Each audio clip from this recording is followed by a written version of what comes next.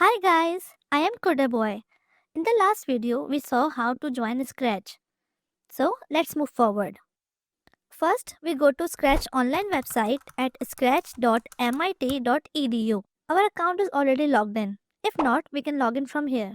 Now we will click on the Create button. Here you can see this is our taskbar. This is the Scratch logo. It will open the home page. Next is the language option. We can select the language from here. After that is the File tab. In this File tab, we have some options. New, which means we can create a new project and we can save it. We can save a copy of this project. We can load our project from our computer or save this project to our computer. Similarly, we can name our project. Now on this screen, we have three major sections. First on the left is the coding section, which also has further subsections in different colors. We will look at this in detail later. Then there's a white section where we will do all our coding.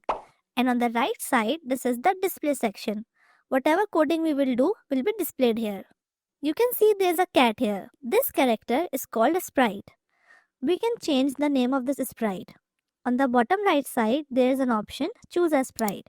If we click on it, we will get many more sprite options, which we will use in our upcoming videos.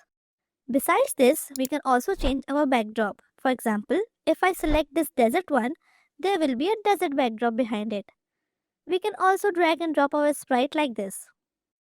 Now if we want that when we click this green flag, it makes our cat move 10 steps forward. So what will we do?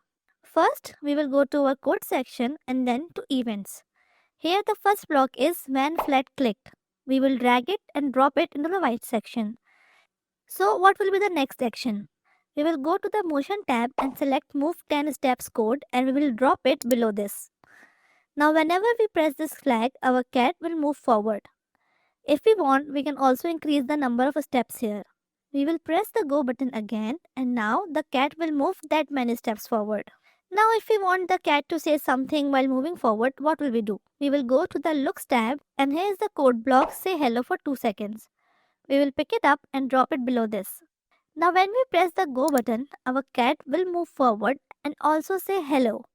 We can also change this. For example, if we want to say welcome to Scratch class, we can write that too and we can also increase or decrease its timing.